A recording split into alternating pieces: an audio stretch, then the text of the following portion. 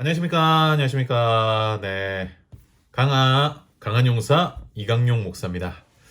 예, 오늘 드디어 HBT 성장반 구약 개관 시간이 돌아왔습니다. 와. 네, 뭐 여러분은 어떤 상황에서 이걸 보고 계시는지 모르겠지만 저는 일단 혼자 이 영상을 촬영하고 있고요. 네, 그래서 굉장히 저 혼자 떠드는 이 느낌이 아, 좀 이상하다. 네. 그렇게 말씀드리겠습니다.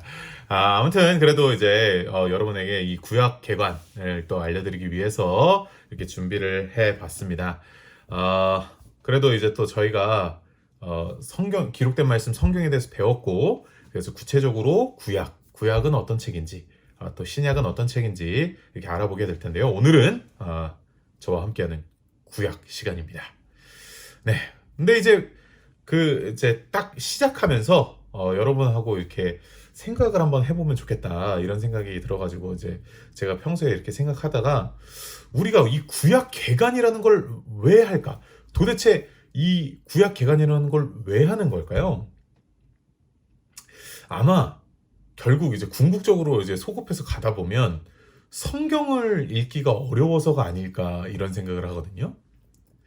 성경이라는 거를 우리가 많이 읽고 익숙하고 뭐 흔히 읽는 것이라면, 자연스럽게 우리가 너무나도 자연스럽게 읽는 것이라면 뭐 이런 개관이라는 거를 할 필요가 없지 않나 이렇게 생각을 합니다. 그러니까 밥을 먹는 거는 너무 자연스럽잖아요. 그러니까 제가 밥 숟가락 드는 법 이거를 개간할 필요가 없단 말이에요. 밥 먹는 법을 개간할 필요가 없어요. 여러분이 뭐 밥을 먹기 위해서는 이제 뭐 밥 숟가락을 들어야 되고요, 뭘 해야 되고요, 이렇게 할 필요가 없단 말입니다.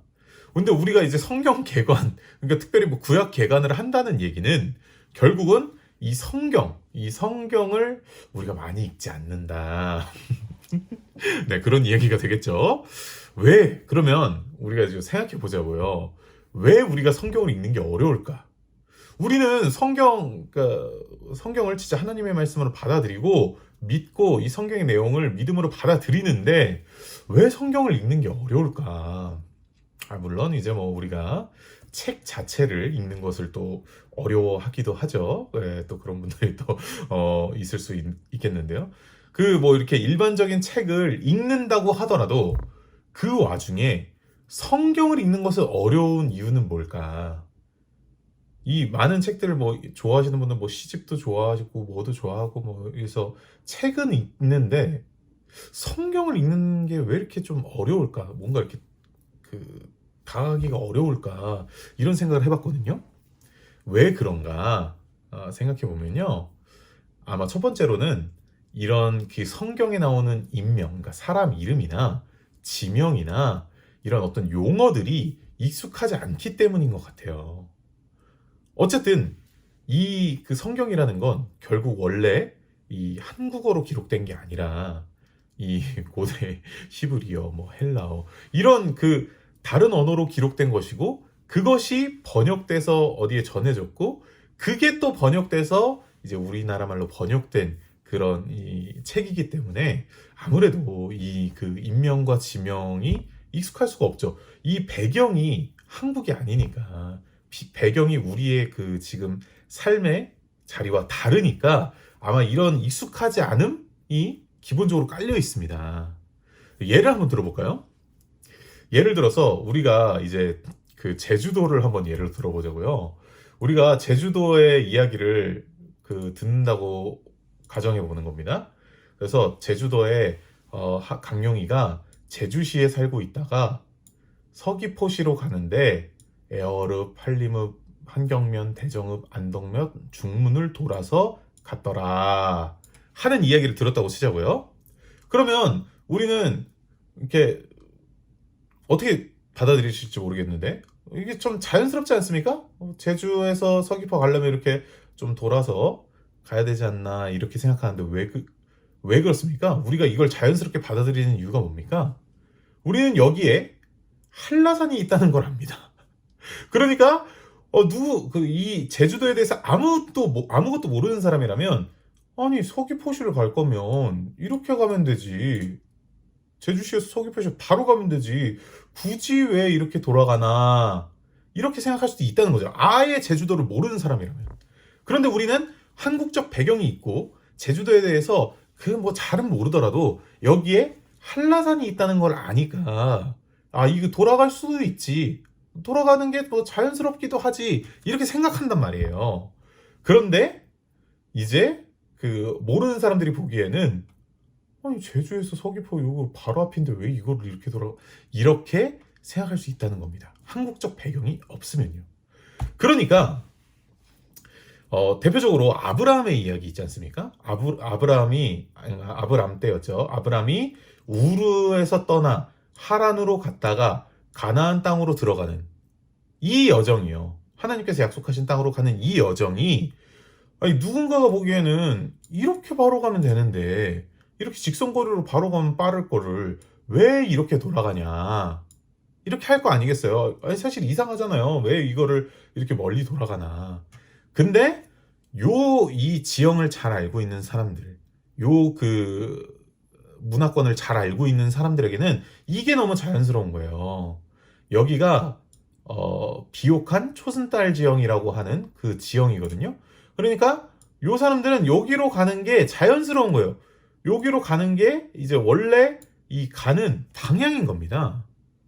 그러니까 이 문화권에서 그 지역을 알고 있는 사람이라면 자연스럽게 받아들일 걸 우리는 이거 왜 우르를 갔다가 왜 하란에서 괜히 멈춰가지고 갔다가 여기로 갈까 이렇게 생각할 수 있는데 그것은 우리가 거기에 어떤 지역이나 특색이나 뭐 지명이나 이런 것이 익숙하지 않기 때문에 어려운 거다. 우리가 뭐 강원에서 뭐 태백을 지나 뭐 어디로 갔다더라 이러면 우리 익숙하잖아요. 우리가 자연스럽게 막 그려지잖아요. 머릿속에 자연스럽게 그려지는데 우르를 떠나 하란으로 갔다가 뭐 이렇게 해버리니까 어렵더라. 그러니까 인명이나 지명이 익숙하지 않기 때문에 이런 그 성경이 읽기 어려워지는 부분이 있는 것 같습니다. 자, 그리고 두 번째로 봤을 때 또 성경이 아까 전에도 말씀드렸다시피 우리나라 말로 쓰여진 게 아닌데다가 번역이 된 거를 또 번역한 이게 이제 우리 그 아무래도 이제 선교의 역사가 있다 보니까 우리나라 그 성경 우리말로 기억되어 있는 이 성경이 지금 일상생활에서 쓰는 용어와는 많이 다르죠. 그러니까 시대적으로 바뀐 것도 있습니다. 시대적으로 바뀐 것도 있고 그리고 이제 우리가 일상생활에서 흔히 사용하지 않는 번역체라든가 뭐 그런 그 우리가 일상생활에서 사용하지 않는 뭐 경전체를 사용하잖아요. 그런 게 이제 용어도 뭔가 옛날에 쓰던 용어 그리고 요즘은 실생활에서 쓰지 않는 용어 그리고 또 문체도 우리가 지금 실생활에서 구어체로 쓰는 그리고 또 뭐 그냥 편한 우리가 지금 읽는 글과는 약간 다른 문체다 보니까 이게 어렵지 않나 생각이 듭니다. 이게 이제 뭐 개정을 거듭하면서 많이 부드러워졌지만 여전히 그런 어려움이 있다. 여전히 좀 그 비문도 있고 이게 그 수동형 문장 뭐 이런 것도 많고 이러다 보니까 조금 그런 성경이 읽는데 그런 장애물이 있지 않나 이렇게 생각해 본 겁니다. 그래서 아마 좀 어렵지 않나. 그래서 하나의 팁을 드리면 이 개역개정 버전이 여전히 그 좀 번역이 어렵다면 개역개정으로 읽었을 때 이해되지 않는 거를 뭐 다른 역본으로 읽어보는 게 좋습니다. 그 특별히 화평교회는 뭐 다임 목사님도 그렇고 뭐 저도 가끔 이렇게 씁니다만 대체로 씁니다만 그 현대인의 성경이라든지 뭐 새번역이라든지 뭐 저희 아동부에서는 쉬운 성경을 쓰기도 하고 여러 역본이 있잖아요. 그게 이제 뭐 그 누가 옳냐 이렇게 해석하는 게 맞냐 막 이런 여러 가지 뭐 신학적인 논쟁을 떠나서 이해하기 위해서 다른 역본으로 보는 건 좋은 것 같아요. 뭐 영어가 익숙하신 분은 영어로 읽어봐도 좋고 뭐 그래서 이제 여러 가지 역본으로 읽어보면서 그 개역개정으로는 이해가 안 되는 걸 조금 더 이해할 수 있는 그런 이게 있지 않을까. 그래서 이런 거는 이제 팁으로 드리고요. 그래서 아무래도 이런 그 요소들 때문에 좀 우리가 성경을 읽는 것이 어렵다? 네, 성경을 읽는 것이 좀 어려운 것 같아요. 그러나 성경을 읽는다는 것은 어렵지만 성경이 어렵지는 않습니다. 성경에 있는 그 말씀의 내용이나 그 말씀의 본질이나 이런 게 어려운 게 아니라고요. 성경이 어려운 게 아니라 성경의 그 복음, 담겨 있는 복음의 내용이 어려운 게 아니라 그냥 단지 익숙하지 않을 뿐이다. 이렇게 말하고 싶습니다. 그래서 이제 우리가 성경을 읽는다는 게 익숙하지 않기 때문에 읽는다는 게 어려운 거지, 읽으면 어렵지 않아요.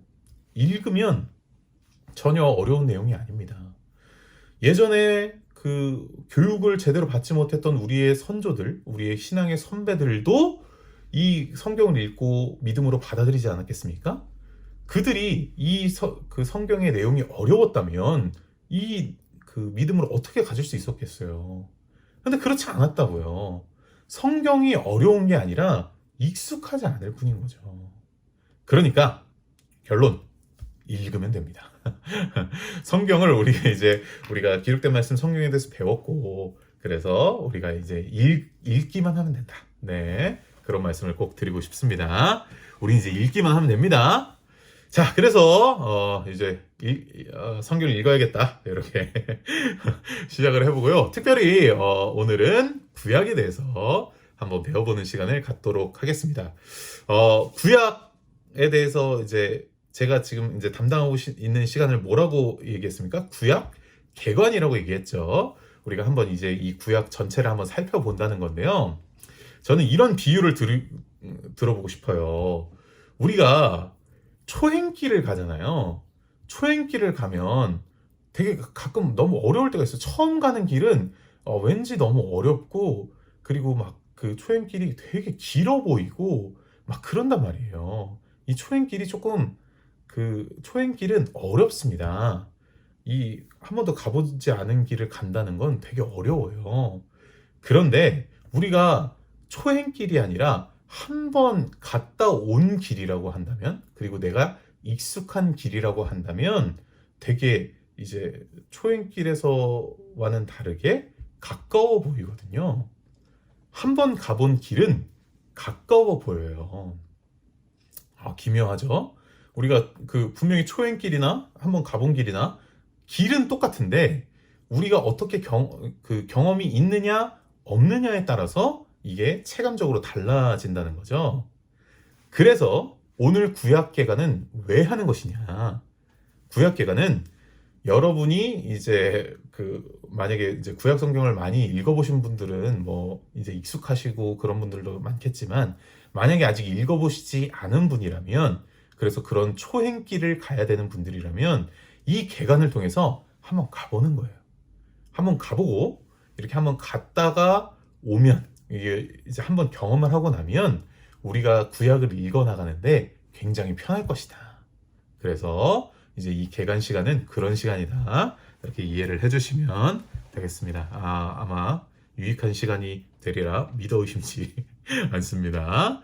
예, 여러분, 네. 열심히 참여해 주시면 좋겠습니다. 자, 그래서 오늘 이 구약 개관 강의 어떻게 구성되는지 한번 설명을 드리도록 하겠습니다. 자, 일단은요, 첫 번째로 구약 성경의 구조를 한번 살펴볼 거고요. 이 구약 성경이 어떻게 구조화되어 있나 한번 살펴볼 거고요. 두 번째로는 이 구약이 이 어떤 역사적 배경에서 이제 진행이 되고 있는가, 이 구약의 역사를 한번 살펴보도록 하겠습니다. 구약 그 내용, 이 구약 안에 들어있는 역사적 배경에 대해서 한번 살펴보겠습니다. 그리고 이제 구약은 39권의 책으로 이루어져 있는, 이 39권의 책이 하나로 묶여 있는 것이 구약 아니겠습니까? 그래서 그 여러 가지 39권의 책을 한번 쭉 살펴보면서 이 초행길을 한번 가보면서 이렇게 좀 익숙해지는 그런 시간을 가지도록 하고요. 네 번째로는 구약에서 우리가 또 중요하게 알아야 될 주제는 무엇인가 조금씩 다뤄보도록 하겠습니다. 네, 여러분의 열기가 벌써 여기까지 느껴지는 것 같은 제 착각인가요? 네, 자, 구약 성경의 구조 한번 가보도록 하겠습니다. 자, 구약 성경 아까 전에 말씀드렸다시피 39권의 책으로 이루어져 있는 구약 성경인데요. 요 구약 성경이 어떻게 이루어져 있나 한번 살펴보도록 하겠습니다. 자, 일단 먼저 책 배열이 어떻게 되어 있나, 순서가 어떻게 되어 있나 한번 살펴보도록 하겠습니다. 자, 39권의 책으로 이루어져 있다는 거 계속해서 말씀드리고 있죠. 자, 그래서 순서를 한번 살펴보면요. 자, 이렇게 되어 있습니다. 여러분, 이제 성경 목록과 지난번에 한번 해보셨을 텐데 다 외우셨죠? 창세기, 출애굽기, 레위기. 이거 한번 부를까 말까 하다가 또 갈 길이 멀기 때문에 불러보지는 않고 가도록 하겠습니다. 자, 그래서 창세기, 출애굽기, 레위기 요렇게 썼습니다. 요런 순서로 창세기, 출애굽기, 레위기, 민수기, 신명기, 여호수아, 사사기, 룻기, 사무엘, 상하, 열왕기, 상하, 역대, 상하, 에스라, 느헤미야, 에스더, 욥기, 시편, 잠언, 전도서, 아가, 이사야, 예레미야, 에가, 에스겔, 다니엘, 호세야, 요헬, 아모스, 오바댜, 요나, 미가, 나훔, 하박국, 스바냐, 학개, 스가랴, 말라기, 이렇게 39권으로 이루어져 있습니다. 자, 요 순서는 어떤 순서를 따른 것이냐? 이 70인경이라는 게 있습니다. 이 원래 이제 구약 성경 같은 경우는 히브리어나 아람어 이렇게 쓰여져 있는데 요거를 헬라어로 번역을 했었거든요. 주전 3세기부터 요 이제 번역을 했었습니다. 72명의 이제 사람들이 이렇게 번역을 헬라어로 했었던 시기가 있었는데, 이제 뭐 72에서 이렇게 하나 이제 딱 떨어지게 뭐 70인경으로 부르는 그런 성경이 있습니다. 헬라어 성경. 그 성경의 순서를 따르고 있습니다. 그래서 그때부터 이어지는 그 순서를 지금 우리가 보는 성경도 따르고 있다. 그렇게 기억해 주시면 되겠습니다. 그래서 순서는 이렇게 되는데요. 우리가 이렇게 순서만 보면 또 어려우니까 어떤 분류로 나눌 수 있는지 한번 살펴보도록 하겠습니다. 이 구약 책들을 어떤 분류로 나눌 수 있는지. 요게 이제 갈래라는 게 있죠. 뭐 시가 있고 소설이 있고 우리 이제 문학에도 장르가 있고 막 이렇게 갈래가 있는 것처럼 이 성경 안에도 여러 가지 39권의 책에서도 똑같은 문체로 쓰여져 있는 게 아니라 여러 가지 유형으로 기록이 돼 있거든요. 여러 가지 분류를 해볼 수 있어요. 요렇게 요렇게 이제 분류해 볼 수 있습니다. 자, 율법서라는 게 있고요. 율법서, 그리고 역사서라는 게 있고요. 이제 그다음에 시가서라는 게 있고 예언서라고 부르는 게 있습니다. 자, 율법서 5권, 역사서 몇 권이죠? 9권, 네, 시가서 5권, 그리고 예언서 많습니다. 17권으로 알고 있는데, 네, 예, 맞습니다. 예레미야, 에가 요거는 이제 하나니까 헷갈렸네요. 예, 이렇게 되어 있습니다. 분류 이렇게 나눠볼 수 있겠고요. 자, 그래서 한번 살펴보도록 하겠습니다. 각 분류에 따라서 이제 어떤 책들이 들어있는지 각 분류에 따라서 한번 살펴보겠습니다. 자, 율법서에는 창세기, 출애굽기, 레위기, 민수기, 신명기 이렇게 기록되어 있습니다. 요게 이제 율법이 담겨 있다 해서 이제 율법서인데요.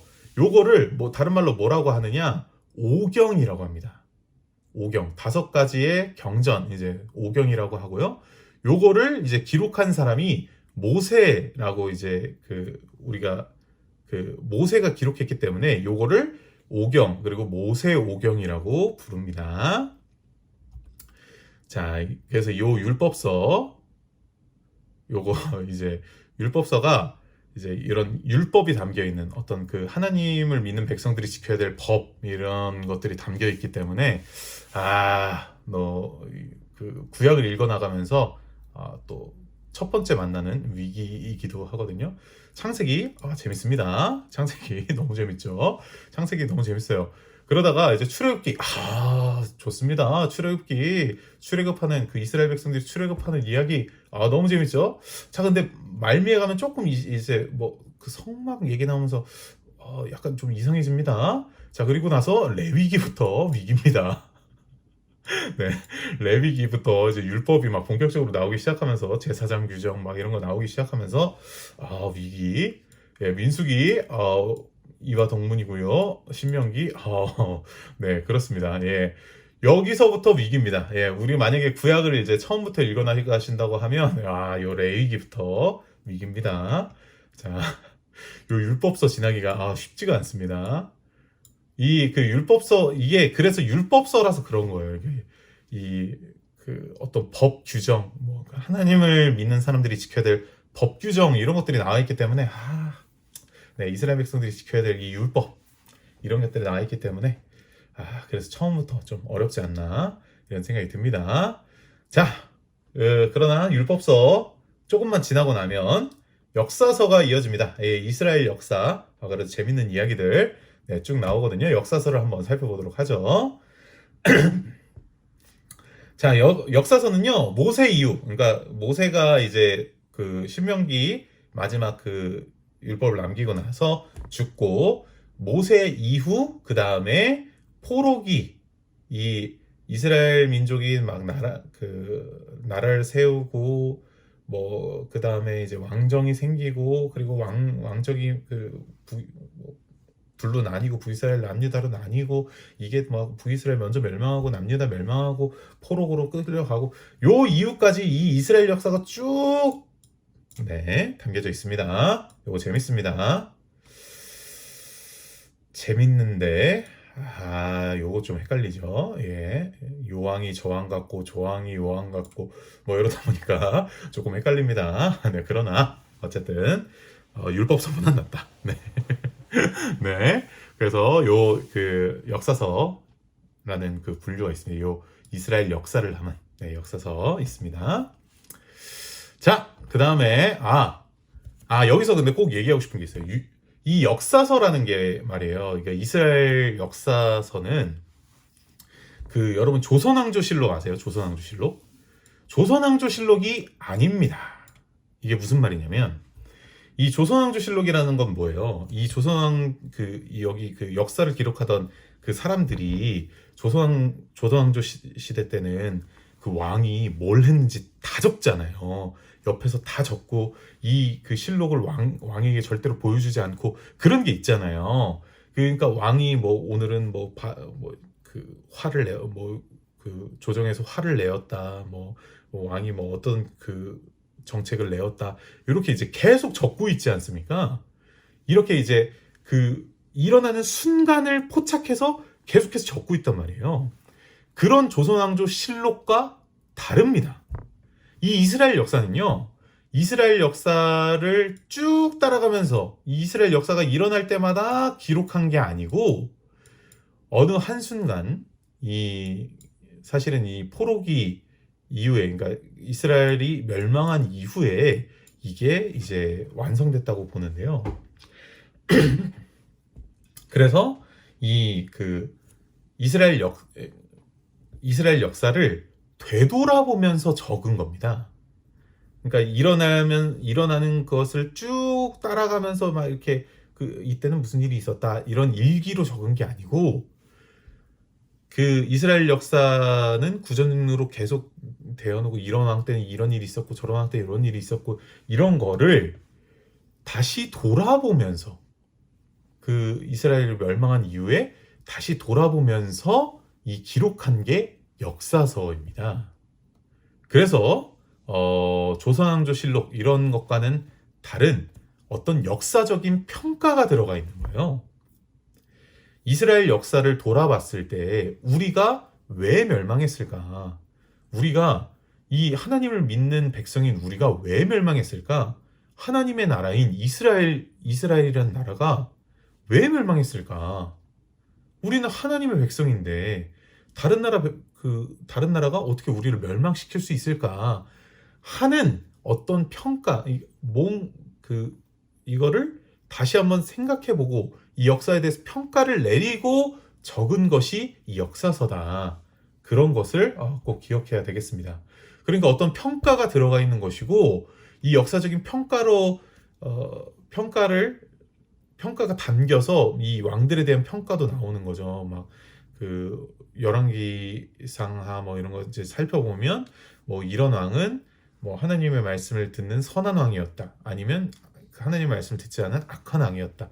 이런 평가가 이후에 이제 적혀졌기 때문에 들어가 있는 것입니다. 네, 그렇다는 거를 꼭 기억하시면서 그런 관점에서 이 역사서를 살펴보실 필요가 있겠다. 네, 이렇게 설명을 드리겠습니다. 네, 아주 간단한 설명이었습니다. 네, 그 다음에 이제 시가서에 대해서 한번 살펴볼 텐데요. 요 시가서는 뭐냐면, 이제 시죠. 예, 시가 담겨 있는 건데, 그러니까 시도 있고, 그러니까 지혜문학이라는 이제 이스라엘에는 이 지혜문학이라는 이제 또 갈래가 있어요. 그래서 요 지혜문학이면서 시인 것들, 시편, 네, 시죠. 요거 요거 시죠. 노래죠. 그런데 이제 지혜문학, 이런 것들, 잠언, 전도서, 욥기, 이런 것들이 이제 시가서로 함께 묶여 있다. 네, 이렇게 기억해 주시면 되겠습니다. 자, 그러니까 이 시가서는 뭘 담고 있는 거냐?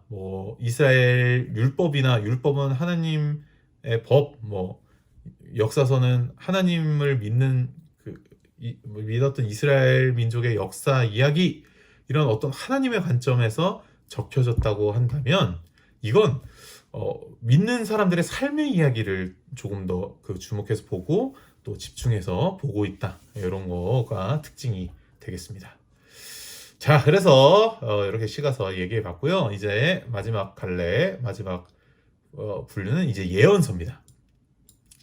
이 예언서는 대예언서, 소예언서로 나눠져 있는데, 예언서가 뭔지 이렇게 설명하면 선지서라고도 하고, 선지자들이 이렇게 기록했다, 예언자들이 기록했다 해서 선지서, 예언서 이렇게 부르는데, 이제 크게 두 가지로 나누면 대예언서가 있고 소예언서가 있습니다.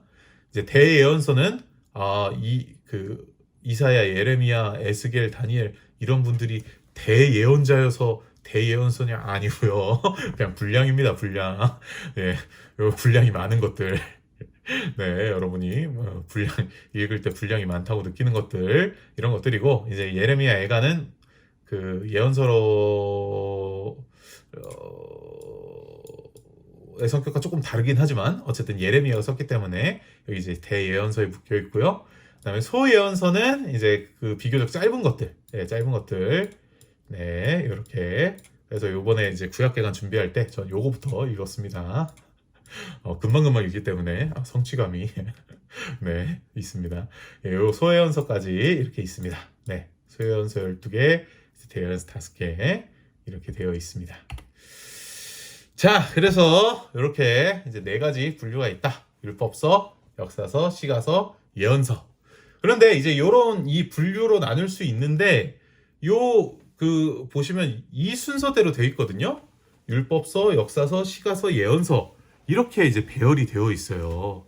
이 배열에는 어떤 의미가 있을까? 이제 특별히 예언서를 마지막에 둔 이유가 무엇일까? 이제 어떤 구약학자들은 뭐라고 얘기하냐면, 요게 이제 왜 중요하냐면, 이게 히브리 성경, 그러니까 진짜로 원래 이제 기록되었던 히브리 성경, 히브리어로 기록되어 있고 아람어로 기록되어 있는 히브리 성경하고 지금 우리가 따르는 70인역, 이 70인역이 순서 배열이 다르거든요. 순서 배열이 다릅니다.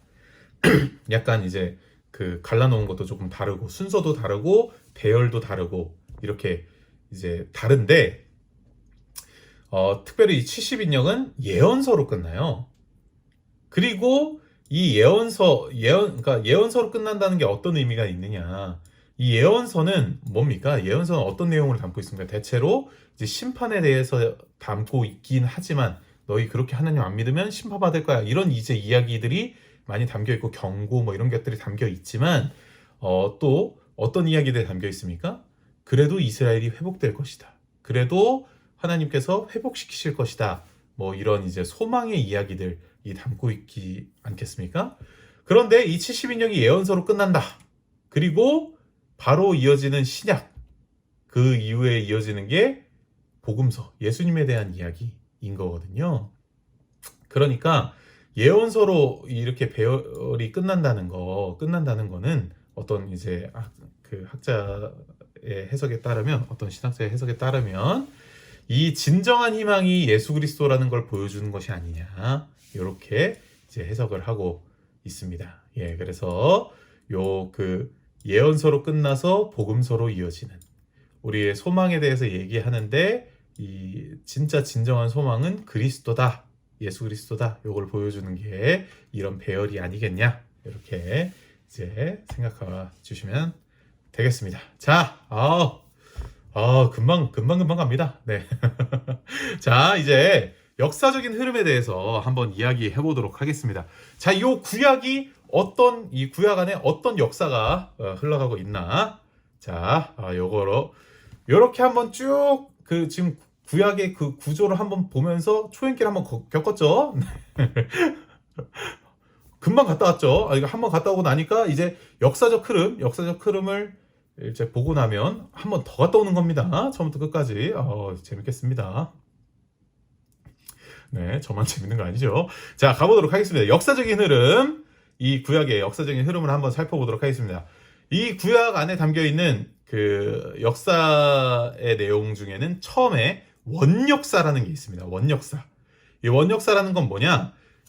대체로 이 역사적 배경은 이스라엘의 역사적 배경 아니겠습니까? 근데 여기 이 부분, 처음에 창세기에 나오는 이 부분은 원역사라고, 이 세계가 어떻게 창조됐을까? 그리고 이 창조된 이후에 그 바벨탑까지 이어지는 최초의 이 원역사, 처음의 역사는 어떠했을까? 처음에 인류는 어떻게 탄생했고, 그리고 어떻게 역사가 이어져서 이스라엘 민족까지 갔는가?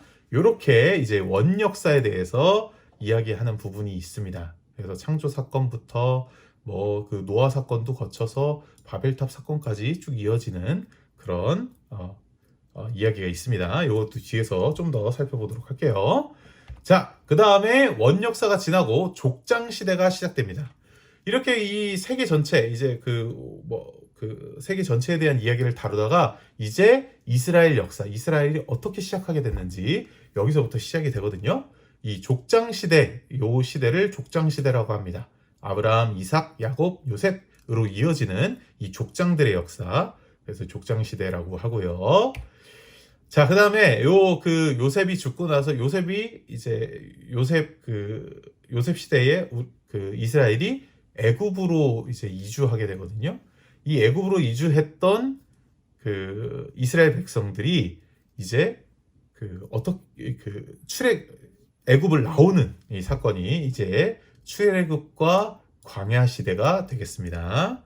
예, 분명히 이제 처음에 애굽에 갔을 때는 그냥 일반인이었는데 요셉을 모르는 이제 나라가 일어나면서 이제 노예가 됐죠.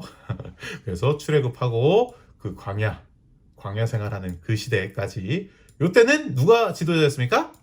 모세입니다. 모세가 지도자였던 거죠. 출애굽과 광야 시대가 이어집니다. 자, 이 광야 시대를 모세가 이렇게 이제 말 안 듣는 이스라엘 민족을 잘 이끌고 이제 하나님께서 약속해 주신 땅으로 가죠. 그 땅으로 가야 되는데 모세는 못 들어갑니다. 자, 모세는 못 들어가지만 이 이스라엘 민족은 가나안 땅을 정복하죠. 누구와 함께? 이 여호수아와 함께 이렇게 가나안을 정복하게 됩니다. 자, 그리고 나서 이제 가나안 정복을 하고 나서 가나안 땅에 들어가고 나서 이 사사 시대가 이어지거든요.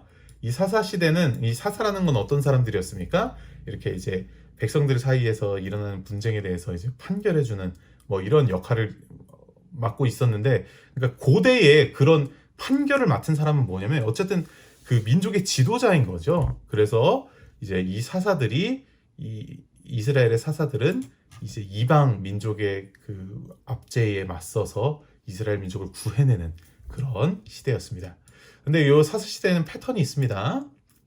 이스라엘 민족이 하나님 앞에 악을 행합니다. 악을 행하고 그래서 다른 민족을 통해서 하나님께서 벌을 주시죠. 벌을 주시죠. 그러면 이제 이스라엘 민족이 회개합니다. 그래서 하나님께서 사사를 세우셔서 이스라엘 민족을 구원하는 이야기. 여기서 그 성경에 14명의 사사가 나오는데 사사 시대 때는 그렇죠. 그럼 14명이라고 하는 게 맞죠? 예, 사사 기에는 12명이 나오는 게 제가 잘 적었네요. 예. 그 성경에는 14명의 사사가 나옵니다. 자, 그 다음에 사사 시대가 끝나고 나서 이스라엘 민족이 요구합니다. 이제는 진짜 다른 나라들처럼 우리가 왕이 있었으면 좋겠어요. 이제 왕을 세워주세요. 마지막 사사였던 사무엘에게 요구하면서 왕정 시대가 시작하게 됩니다. 그래서 첫 번째 이스라엘 왕 사울, 그 다음에 다윗, 그 2대 왕 다윗이었고, 그 다음 솔로몬, 다윗의 아들 솔로몬, 이렇게 이어지는 왕정 시대가 시작이 됩니다. 그 이후에도 왕이 있지 않았었냐? 요거는 그 다음 시대입니다. 네, 그때까지는 이렇게 한 이스라엘로 같이 이제 한 왕의 그 한 이스라엘의 한 왕이었는데 이 솔로몬 이후로 북이스라엘과 남유다로 나라가 갈라지게 되죠. 나라가 갈라지게 됩니다.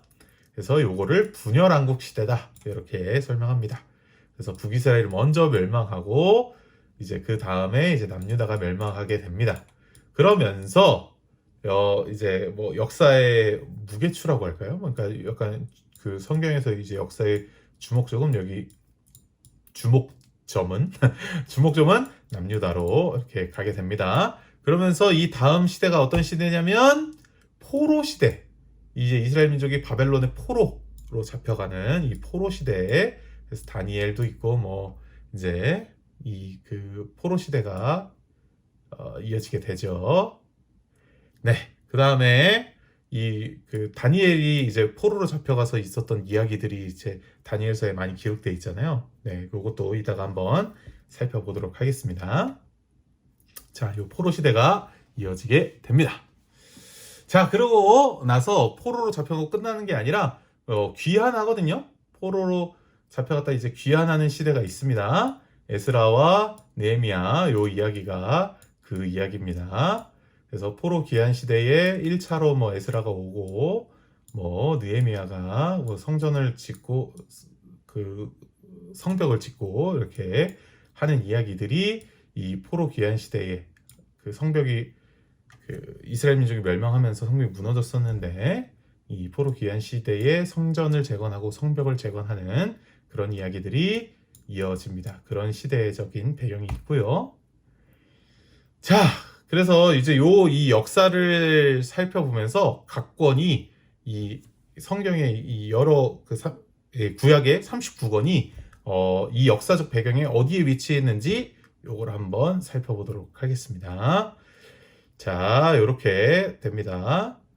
원역사, 족장시대, 모세, 그 출애굽, 뭐 약간 제가 그 언급한 거랑 약간 그 워딩이 좀 다르긴 합니다만 어쨌든 이 가나안 정복과 사사시대, 왕정시대 여기에 이제 이 각 권들이 위치해 있습니다.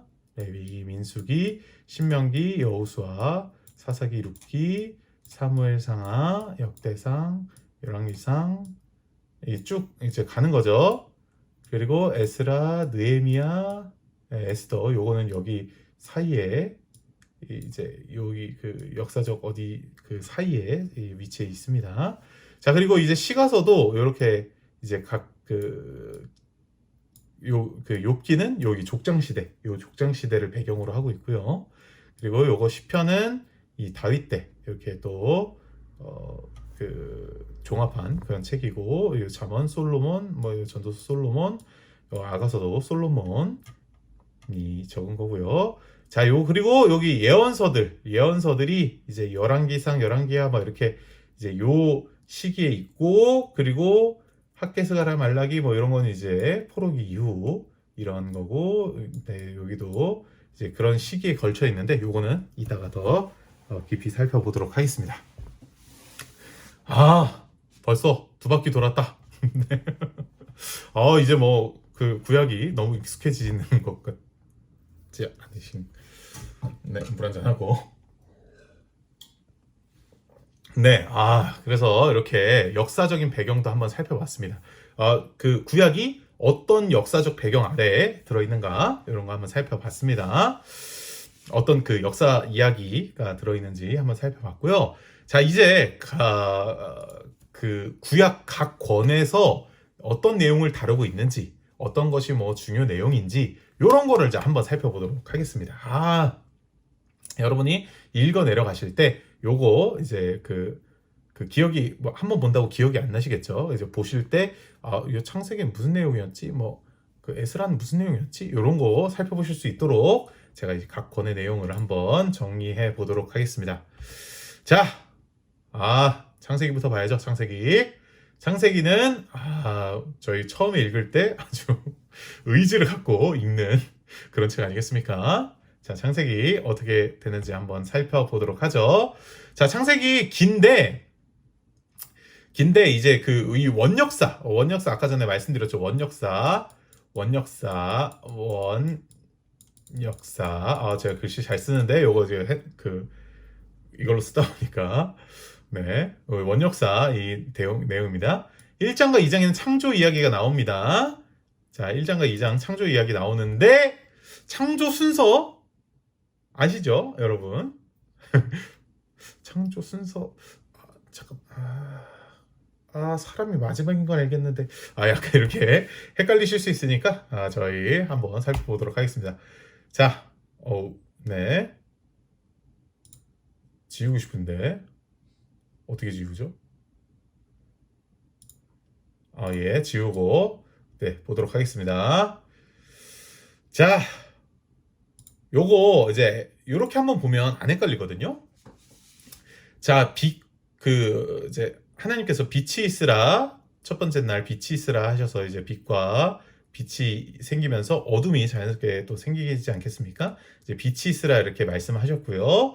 그 다음에 두 번째 날에는 위궁창과 아랫궁창 이걸 만들라고 나누셨고, 그 다음에 이제 육지와 바다를, 그러니까 육지가 나오면서 이제 아랫궁창 이게 이제 바다가 되는 거죠. 자, 자연스럽게 이제 바다가 되는 것이고, 자, 요렇게 이제 1, 2, 3번 이렇게 진행되잖아요. 요거랑 대응이 됩니다. 대응이. 첫 번째 빛이 있으라고 하셨죠. 그래서 네 번째 날에는 광명체, 뭐 해, 달, 별 이런 광명체들을 지으셨고, 두 번째 날 궁창을 지으셨잖아요. 궁창. 여기에 사는 새와 뭐 바다, 이게 바다 생물들 이렇게 지으셨습니다.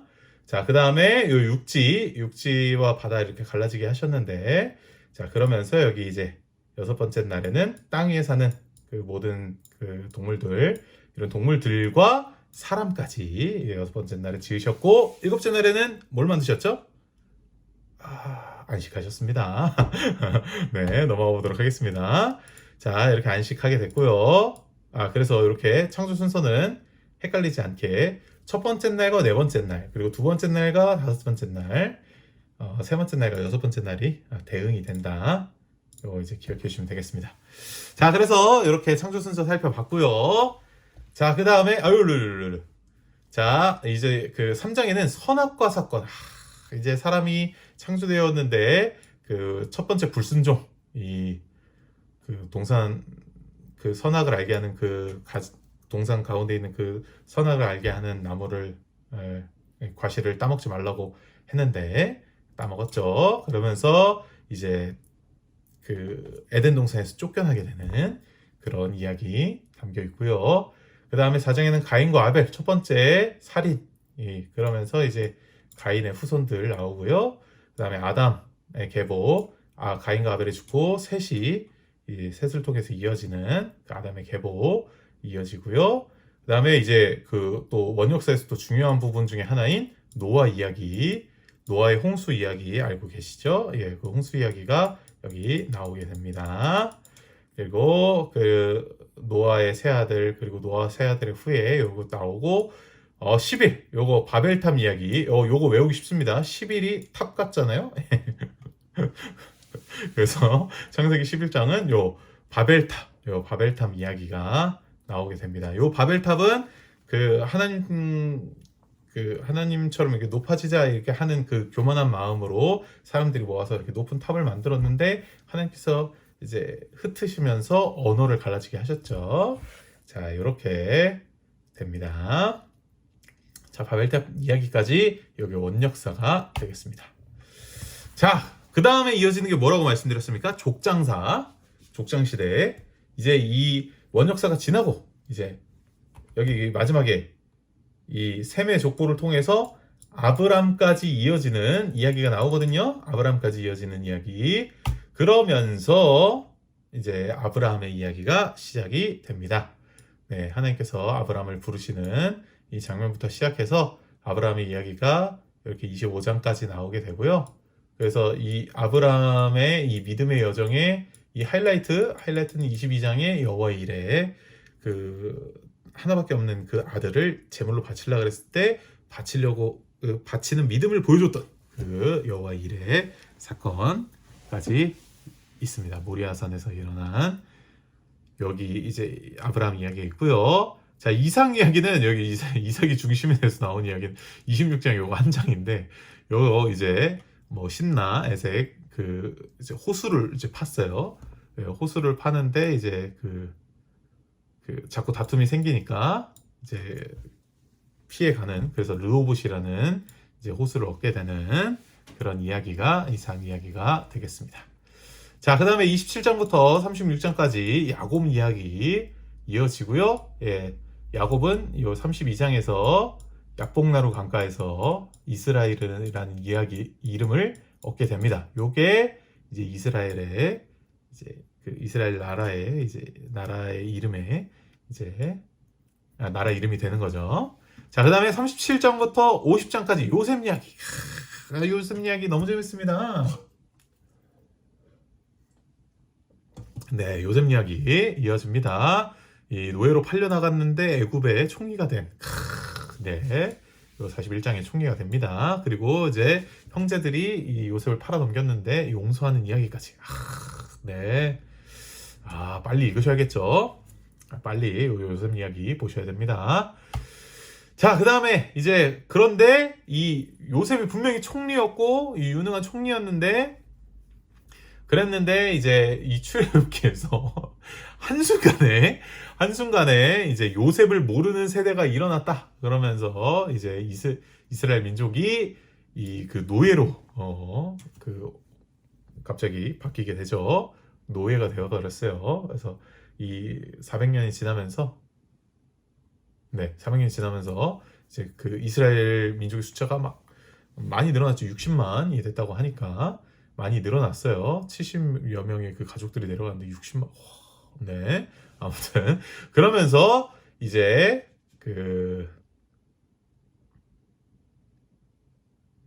출애굽 이야기가 이어지죠. 1장부터 15장 21절까지 출애굽 이야기가 이어지게 되겠습니다. 자, 여기서 요거 요 6월절 사건 이제 10가지 재앙을 통해서 이제 출애굽을 하는데 그 마지막 10번째 재앙을 이스라엘은 피했죠. 그거를 기념하는 이제 절기가 6월절이 되겠습니다. 자, 그리고 15장 22절부터 18장까지 광야에서 있었던 이야기. 그래서 16장에서 만나 매출하기 받고 이제 물이 이제 나오고 이런 거 이야기, 광야에서의 그 지지리도 말도 안 듣는 그 이스라엘 민족 이야기 나옵니다. 내 얘기 같기도 하고 그 이야기가 나옵니다. 자, 그 다음에 19장부터 40장까지 이어지는 이야기가 있는데 여기 이제 시내산에서 있으면서 십계명도 받고 또 성막도 그 규정도 이제 여기에 담기게 됩니다. 이제 제사를 드릴 이제 이동하면서도 제사를 드릴 이제 성막을 짓는 것, 그리고 성막을 어떻게 지어야 하는지 이런 것들이 출애굽기에 담겨 있습니다. 자, 그다음에 레위기가 이어지는데요. 아, 여기 위기라고 말씀드렸죠. 위기.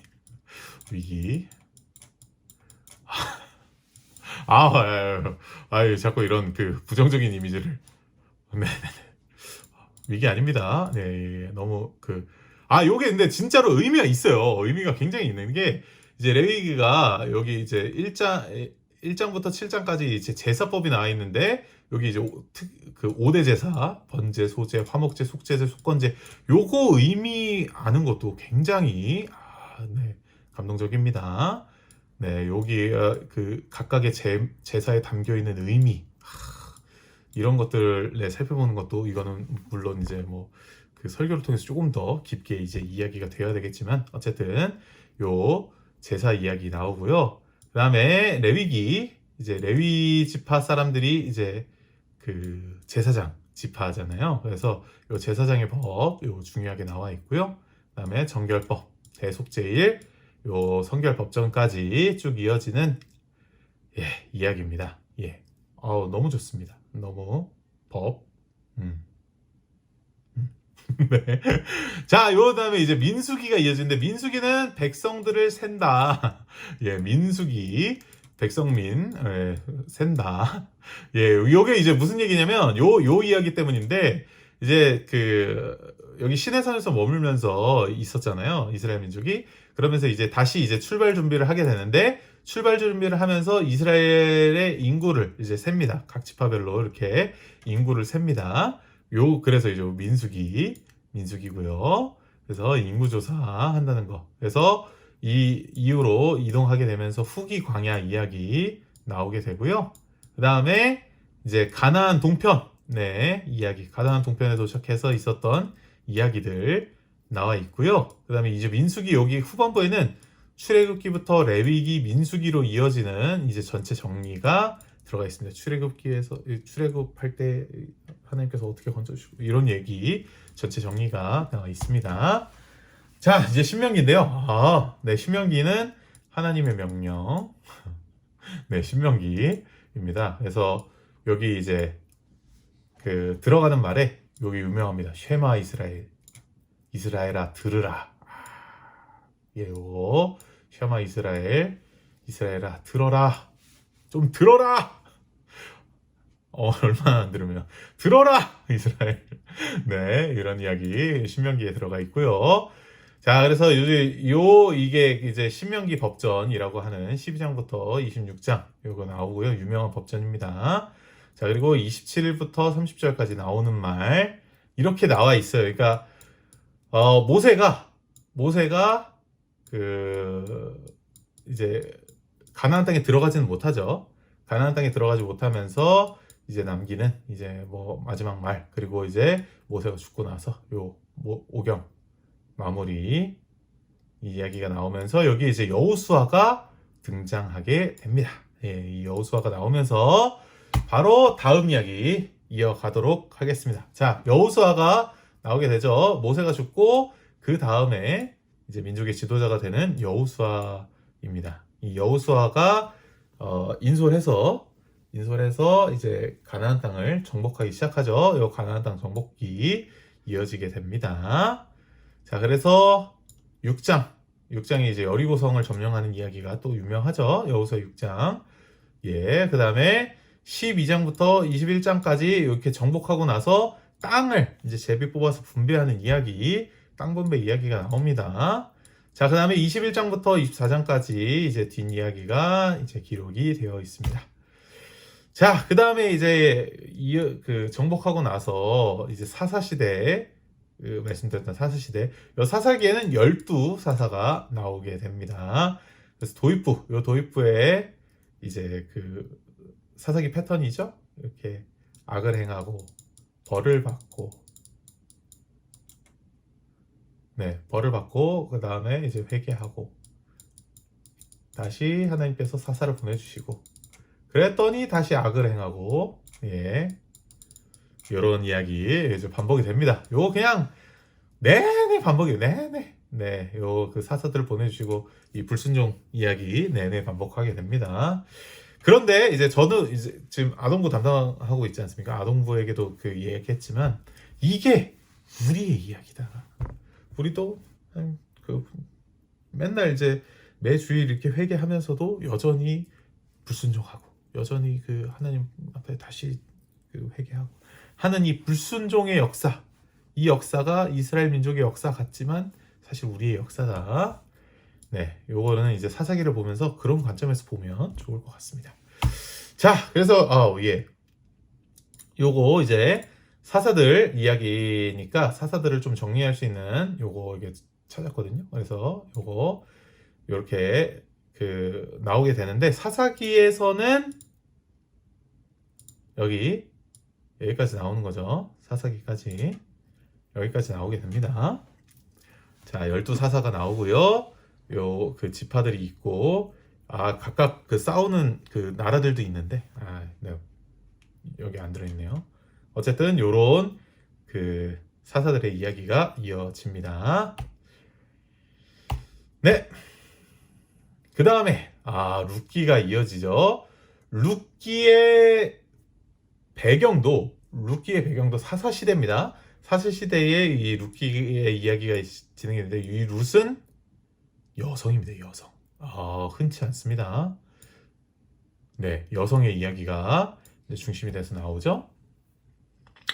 네, 그래서 이 그 중요하게 봐야 될 인물이 나오미, 룻, 보아스 이야기인데 이제 나오미라는 사람이 이제 그 원래 이스라엘을 떠났다가 다시 남편 죽고 아들들 다 죽고 이러면서 베들레헴으로 이제 돌아옵니다. 자기 고향이었던 베들레헴으로 돌아오는데 그러는데 이제 다른 며느리들 원래 이제 그 자식들하고 살았던 며느리들이 있었지 않습니까? 근데 이제 첫째는 떠나고 따라온 그 둘째 며느리가 이 룻입니다. 네, 룻이 따라오면서 이제 그 베들레헴으로 함께 오게 됩니다.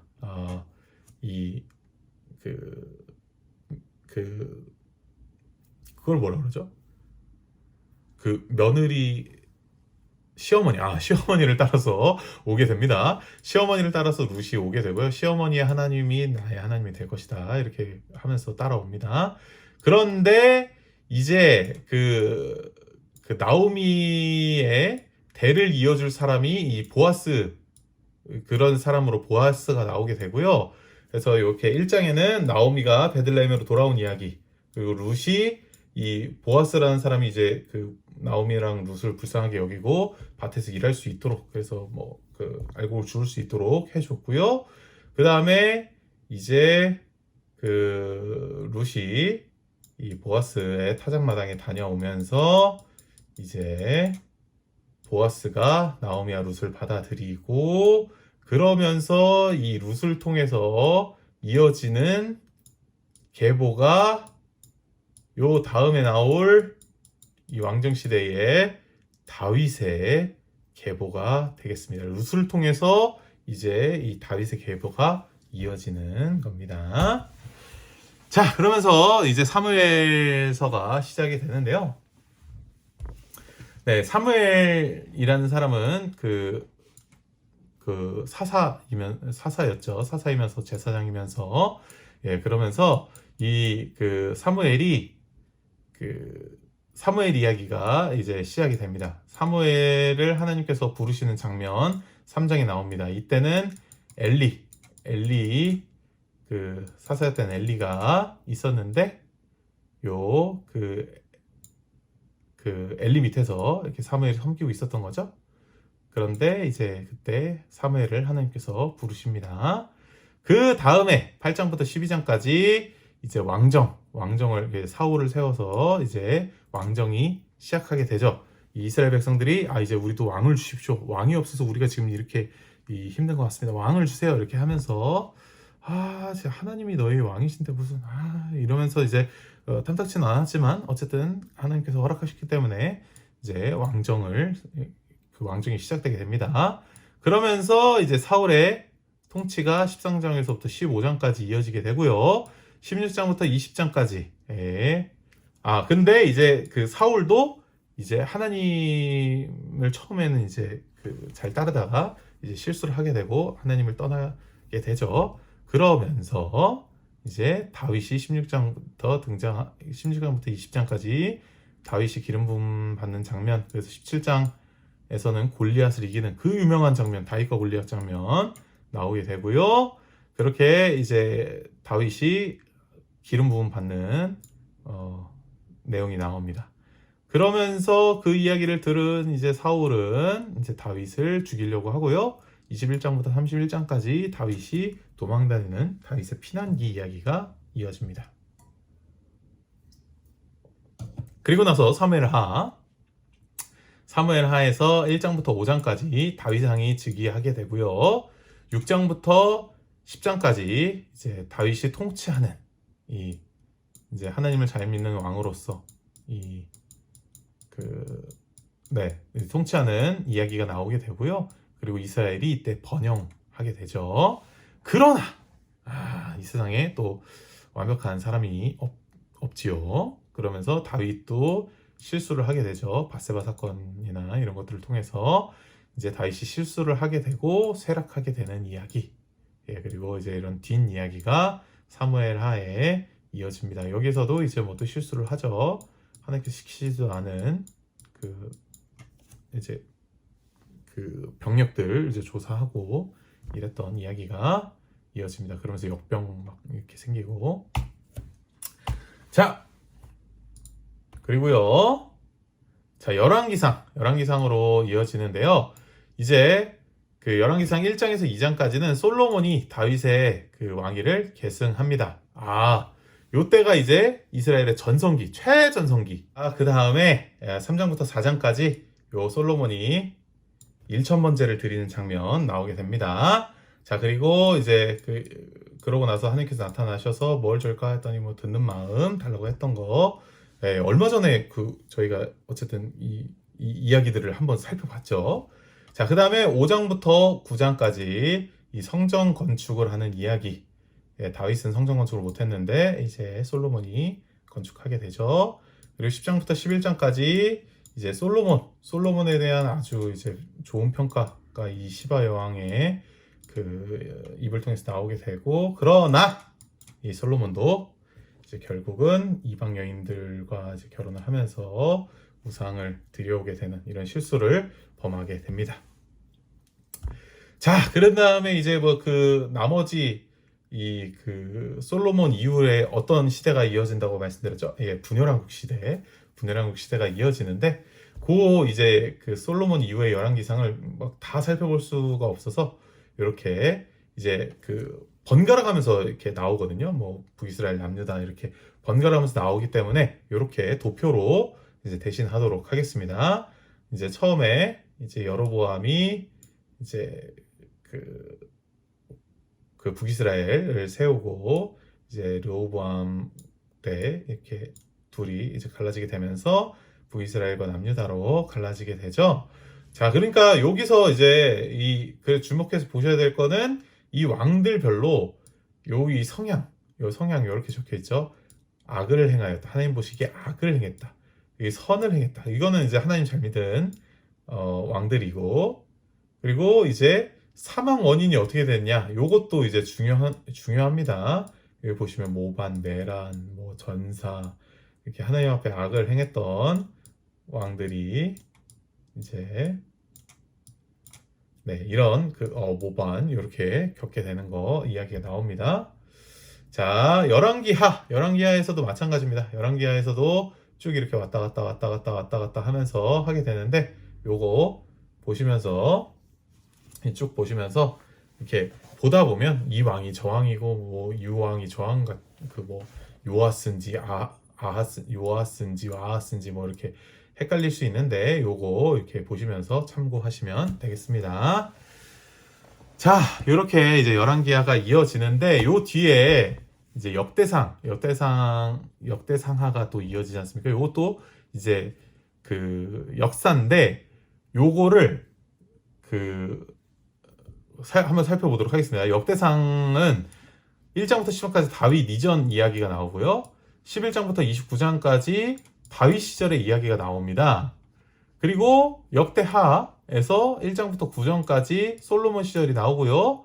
이 10장부터 36장까지 남왕조 역사가 나와요. 요거는 이제 그 남유다의 관점에서 적혀졌다. 그리고 여기 고레스 칙령까지 나오게 되는데, 요 고레스 칙령이 뭐냐? 포로로 잡혀가고 이제 돌아가는, 그 포로에서 귀환하는 이 그 칙령이 요 고레스 칙령이었습니다. 여기 이야기까지 역대하에 기록이 되어 있습니다. 자, 그래서 이제 요 그 남유다가 멸망하고 포로로 잡혀갔다가 고레스 칙령까지 있었어요. 그래서 이제 이 그 이스라엘 민족이 귀환을 하게 되죠. 귀환하면서 있었던 이야기가 이제 또 에스라, 이 민족의 이제 그 종교 지도자였던 에스라가 수룹바벨 성전을 1장부터 6장까지 돌아와서 재건을 하게 됩니다. 완성한 건 아니에요. 이때 이제 재건을 시작하는 거죠. 자, 그래서 7장부터 10장까지 이 귀환 초기, 첫 번째 귀환, 1차 귀환 활동, 초기 활동, 이제 에스라에 이제 이어지게 되고요. 자, 느헤미야는 이제 2차 귀환 때 이야기. 여기서 이제 성벽을 만들게 되고요. 그 다음에 에스라 후속 활동, 여기서 이제 초막절 말씀을 읽었던 게 유명하죠.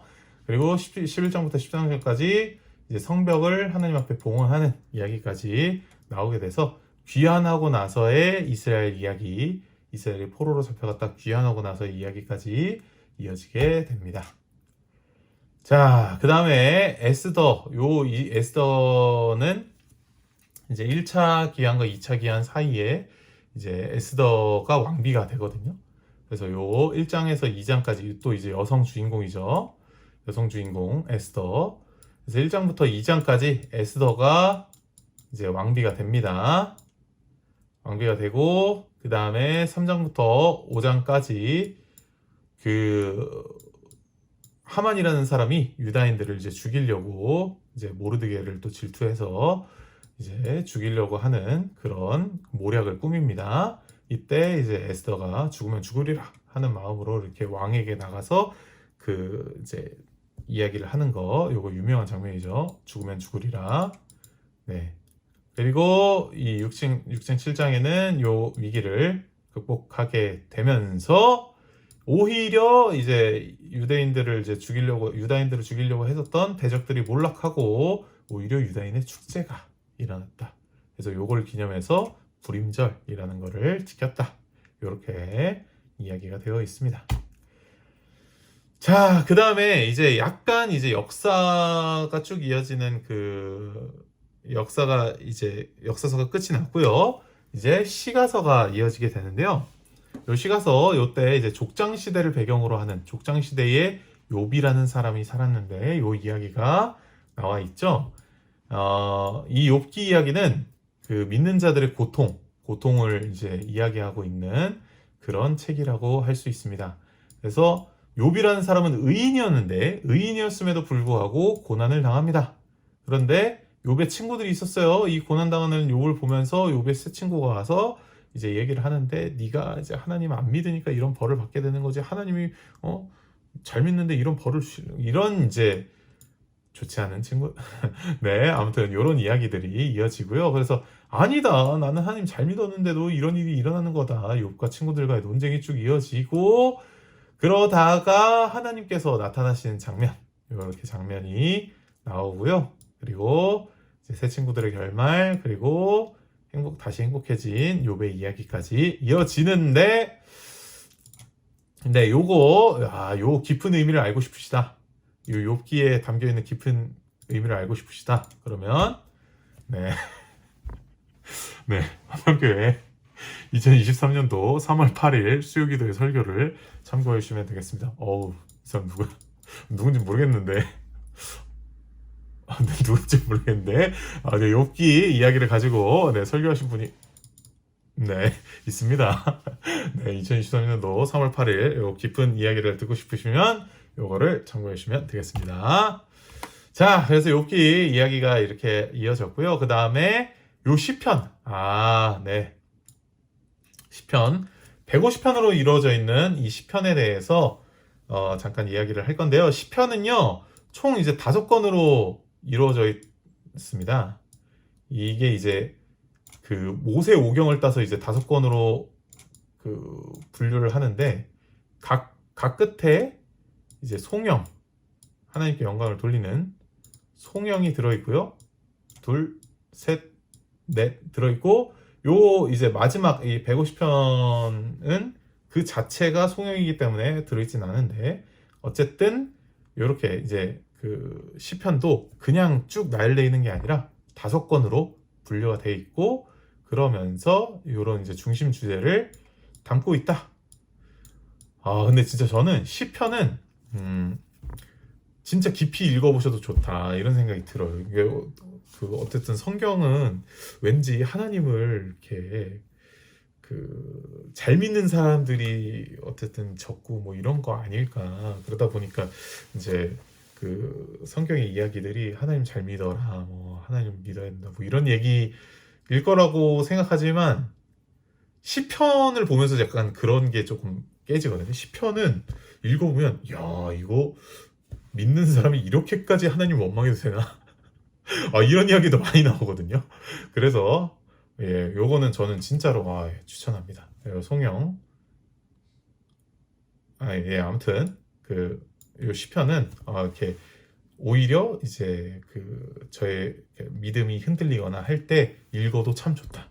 네, 이렇게 말씀을 드리겠습니다. 개인적인 추천입니다. 개인적인 추천.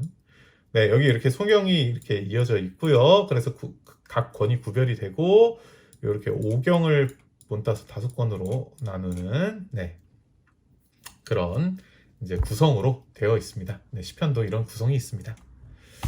자, 그 다음에 이제 잠언, 요 이제 지혜문학인데요. 이제 지혜문학, 이제 그 믿는 자들이 어떻게 이제 그 지혜롭게 살 것인가, 뭐 이런 이야기죠. 이런 이야기인데, 요런 구성 1장부터 9장까지 솔로몬의 잠언, 그 지혜자의 말씀, 솔로몬의 잠언, 아굴의 잠언, 르무엘의 잠언, 이렇게 이어져 있는데, 그러니까 결국 이 그 지혜문학인 이 잠언에서 하고 싶은 말은 뭐냐? 여호와를 경외하는 것이 지혜의 근본이다.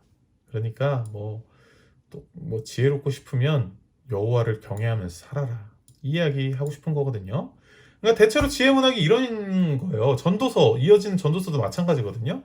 전도서도 이렇게 뭐 헛되고 헛되더다 이렇게 이제 내가 이렇게 다 살아봤는데 또 그리고 뭐 그래 봤는데 어쨌든 다 헛되더라. 본론 1 헛된 인생, 그 헛된 인생에 대해서 이야기하고요. 그 다음에 본론 2에서는 사람이 아무리 뭐 날고긴다고 해봐야 한정된 지식 아래에 있을 뿐이다. 이렇게 이야기하고 맺은 말까지 이어지는. 결국은 이것도 이제 전도서도 하나님을 경외해라. 이게 이제 주요한 내용이라 할 수 있겠습니다.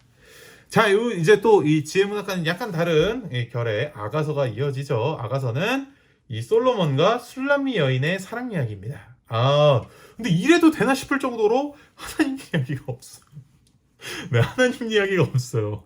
그냥 진짜 이제 사랑 이야기인데, 어찌 보면 좀 약간 외설적이다. 이렇게 볼 수도 있는, 이 막 신체 묘사가 막 이렇게 자세하게 되어 있다 보니까 약간 그렇게 되어 있어요. 이것도 이제 하나의 노래, 이 사랑 노래 아니겠습니까? 이 화평 노래자랑 있잖아요. 화평 노래자랑. 우리 이렇게 하이홈 가면 화평 노래자랑 하는데, 이런 가사로 노래를 부른다? 그럼 저희 못 올라갑니다. 화평 노래자랑 못 올라갑니다. 그럴 정도로 진짜 사랑 이야기, 그냥 사랑 이야기가 담겨 있는데, 이 솔로몬과 술람미 여인의 사랑 이야기가 담겨 있는데, 이게 왜 성경에 들어있냐?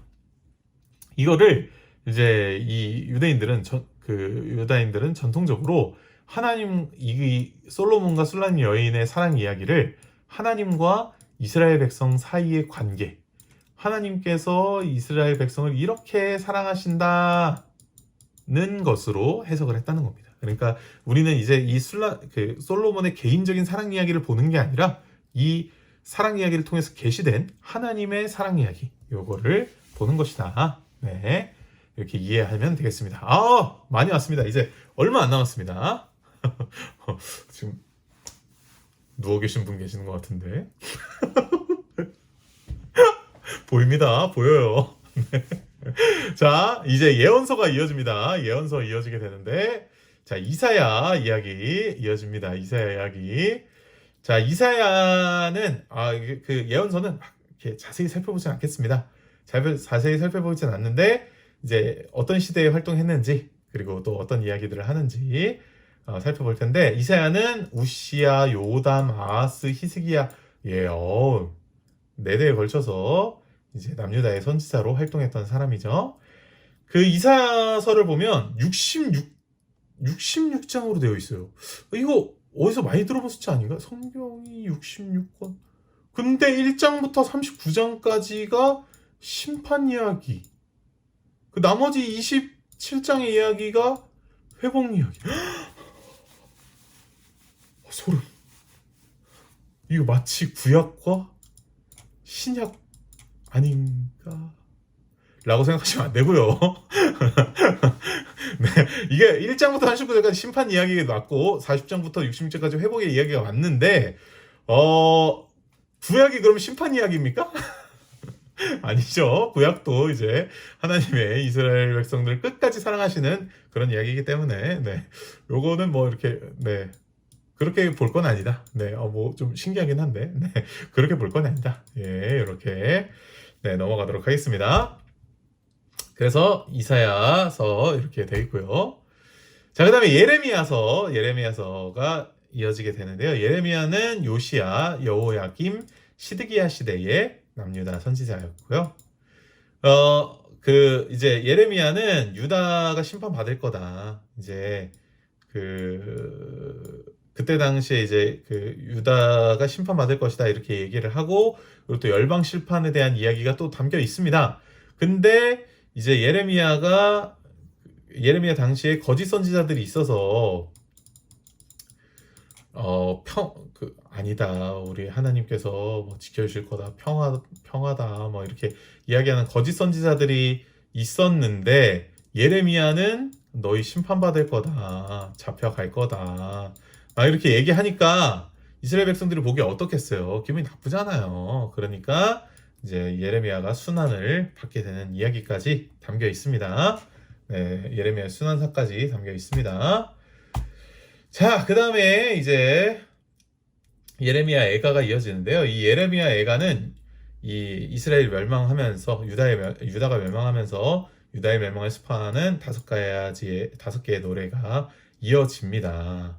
그래서 이런 한탄 시온, 이제 예루살렘의 옛 영광과는 다른 어떤 그런 모습의 한탄, 슬픔, 시온이 수치를 당하는 모습, 슬픔, 시온에 갇힌 자들이 불쌍한 모습, 슬픔, 굴욕, 결핍, 무질서, 슬픔, 황폐함, 이런 모습 보면서 슬픔, 이런 건데, 기본적으로 그런데 또 여기에도 우리 하나님께 돌아가자. 우리 하나님이 누구시냐? 우리의 하나님이다. 우리 하나님께 돌아가자. 이런 이야기가 담겨 있습니다. 이 5개의 노래 예레미야 애가였고요. 자, 그 다음에 이제 에스겔 선지자. 이 에스겔 선지자는 바벨론의 포로로 잡혀간 예언자입니다. 이 어려운 시절에 또 예언자 생활을 한 거죠. 이제 먼저 포로로 잡혀가 있었고, 이 포로로 잡혀가 있던 사람들이 우리가 금방 돌아가지 않을까? 이렇게 근근히 좀 버티다 보면 돌아가지 않을까? 이렇게 생각했는데, 예루살렘이 최종으로 함락되면서 이제 절망하게 되는 거죠. 이제 절망하게 되면서 이 에스겔은 여기서 이제 위로와 소망을 전하는, 그래서 1장부터 24장까지 유다의 심판 이야기하고요. 그 다음에 25장부터 32장까지 열방의 심판 이 얘기를 하고, 33장부터 48장까지 유다가 또 그래도 회복하게 되는 이야기를, 위로와 소망을 전합니다. 자, 그 다음에 이제 다니엘서 요게 이야기는 또 이야기가 요 다니엘 이야기도 재밌죠. 요 이야기가 들어있습니다. 요 이야기가 들어있는데, 다니엘 이야기는 물론 이제 너무 재밌고 이 다니엘 이야기 또 중요하기도 한데 저희에게 주는 시사점도 많죠. 언젠가 또 보겠죠, 당연히. 네, 우리 따라가는 순서에 따라서 아마 다니엘 나올 겁니다. 그런데 이 다니엘 세 친구의 이야기가 유명한데 다니엘이 그 믿음을 지켰던 사저굴에 들어갔다는 이야기랑 세 친구가 풀무불에 들어갔다는 이야기 요거 유명한데 요거보다 이제 다니엘서를 요 이야기로만 끝내면 안 되고 사실은 요게 이제 묵시문학이라고 하거든요. 이제 묵시는 이제 계시인데 신약에 요한계시록이 있죠. 요한계시록과 같은 이제 묵시문학입니다. 요한계시록 같은 묵시문학이에요. 그래서 이제 이 여러 가지 상징을 써서 이제 그 해석해야 되는 이 상징을 해석해야 되는 상징을 써서 이제 뭐 멸망에 대해서 이야기하고 이 앞으로 일어날 일에 대해서 이제 예언을 하고 이런 건데 그러다 보니까 이제 상징이 많이 들어가다 보니까 이게 어려운 거예요. 근데 이때 당시에 사람들은 이제 뭐 물론 뭐 다 알아들은 건 아니겠지만 어쨌든 이때 당시에 사람들은 이해할 수 있는 요 상징은 이런 걸 하겠구나 이런 거를 이제 이 당시의 사람들과 이 당시의 문화권의 사람들은 이 묵시문학이 익숙한 사람들은 알 텐데 말씀드렸다시피 우리는 이 문화권이 아니기 때문에 시대도 다르고 문화권도 아니기 때문에 요런 이 상징 해석이 어려운 거죠. 그래서 요 상징은 이제 뭐 주석이나 뭐 이런 이 설교나 이런 것들의 도움을 이제 받아야 되겠죠. 네, 그래서 요게 다니엘서가 묵시문학, 요 묵시문학이라는 거 요한계시록과 같은 묵시문학이다. 네, 이야기만 있는 게 아니다. 자, 그 다음에 소현서 12개 되는데 요거 어떻게 다 살펴볼 수가 없어서 이렇게 호세아서, 요엘서, 아모스서, 오바댜서 이렇게 쭉 있고요. 쭉 있고 그 다음에 이 중심 주제도 이렇게 쭉 적어놨습니다. 이거 방해가 되겠네요. 여기 방해가 될 것 같아요. 네, 이렇게 쭉 있습니다. 근데 이게 연대순으로 되어 있는 건 아니에요. 이 연대순으로 되어 있는 게 아니라서 연대수는 요거를 이제 참고해 주시면 되겠고 요것도 좋은 자료 찾았습니다. 그래서 여기 중심 주제가 되어 있고 그 다음에 어느 시대인지 이렇게 나와 있고 네 이런 것들 네 나와 있습니다. 요거 참고해 주시면 되겠습니다. 네 소예언서 뭐 이렇게 다 다루고 싶지만 또 너무 길어지니까 네 넘어가도록 하겠습니다. 자, 이제 마지막 파트 왔습니다. 여러분 기다리고 기다리시던 이제 마지막을 향해 달려가고 있습니다. 서운한데 기다리시다. 네. 아무튼 자 이제 구약의 이제 중요한 주제에 대해서 간단하게 몇 가지 다루고 이제 마무리하려고 합니다. 구약에서 가장 중요한 사건이 뭘까요? 구약 이스라엘 민족에게 가장 중요한 사건이 뭘까? 뭐 이제 여러 가지 있겠지만 이제 요거를 빼놓고는 절대 얘기할 수 없다. 이 출애굽 사건은 이 이스라엘 민족의 정체성을 담고 있는 사건이에요. 우리가 어떤 민족이냐? 배달의 민족 아니고 그건 우리나라고 배달의 민족 아니고 우리가 어떤 민족이냐? 이 하나님께서 애굽에서 건져주신 이 출애굽한 민족 이게 이제 이스라엘의 정체성인 거죠. 그리스도인들이 어떤 사람들입니까? 예수님의 십자가 부활 사건을 통해서 죄에서 건져진 그런 사람들 아니겠어요? 그런 우리 그리스도인의 정체성이 있다고 한다면 이스라엘의 정체성은 이런 거죠. 출애굽에서 애굽에서 종노릇 하던 우리를 건져주신 하나님께서 사랑해 주셔서 출애굽 시켜주신 그런 민족. 그래서 이스라엘의 이 정체성을 담고 있는 사건이기 때문에 아주 중요하다. 이렇게 이 출애굽 사건이 이제 중요한 주제 중에 하나이다. 이렇게 말씀드릴 수 있겠습니다. 그리고 요거 구약의 중요한 주제 중에 하나가 이 언약과 성취. 아브라함과도 뭐 언약하시고 뭐 다윗과도 언약하시고 이 언약을 성취하시는 과정이 이제 구약에 나와 있거든요. 언약하시고 성취하시고 이런 것들이 나와 있단 말이에요. 이런 구약의 이 기본적인 틀거리가 있단 말입니다. 중요한 주제 중에 하나인 거예요. 하나님께서 언약하시고 뭐 우리가 어떤 그 이스라엘 민족이 어떤 자격이 있어서가 아니라 하나님께서 이렇게 의롭다 여기시고 이렇게 언약하시고 그리고 이루어 가시는 거를 이스라엘 역사를 통해서 그리고 성경을 통해서 볼 수 있었잖아요. 이 언약과 성취의 구조가 기본적으로 깔려 있습니다. 기본적으로 깔려 있는데 여기서 우리가 이제 그런 구약을 통해서 얻어야 될 건 뭐냐? 구약이 뭘로 끝난다고 했습니까? 예언서로 끝난다고 말씀드렸죠. 예언서로 끝나게 됩니다. 예언서로 끝나게 되니까 그 예언서가 마지막에 어떤 내용을 담고 있어요?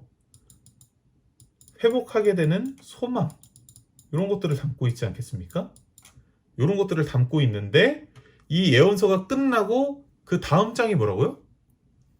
복음서. 예수님이 나오는 그 복음서인 겁니다. 그러니까 이런 회복이 진정으로 일어나는 것은 누구냐? 그리스도시다. 네. 이 구원 역사를 그 언약과 성취의 이 주제 가운데서 하나님께서 완전한 언약의 성취를 우리 그리스도를 통해서 이루셨다. 이런 예수 그리스도를 통해서 이루셨다. 이런 것을 우리가 이 언약과 성취라는 주제 속에서도 발견할 수 있겠다. 이렇게 말씀드릴 수 있겠습니다.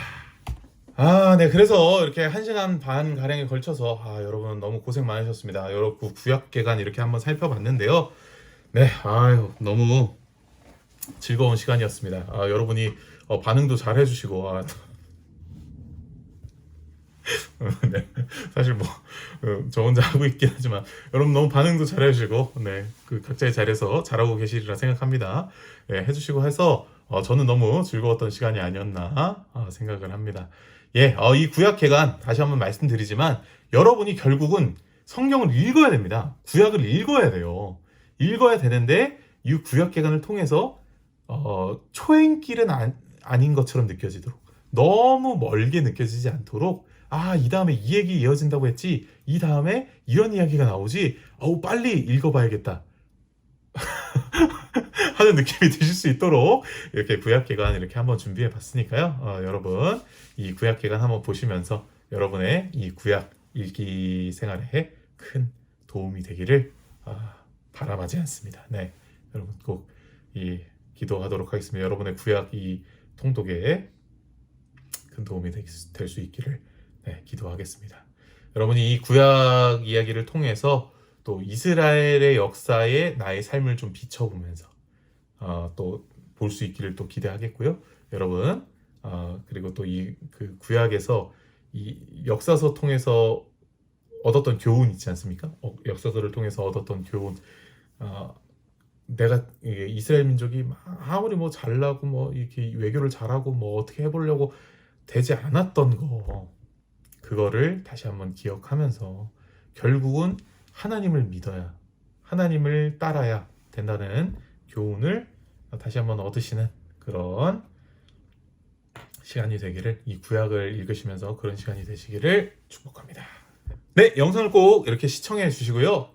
이 영상의 하단에 달려있는 문제를 풀어주셔야 출석으로 인정을 해드립니다.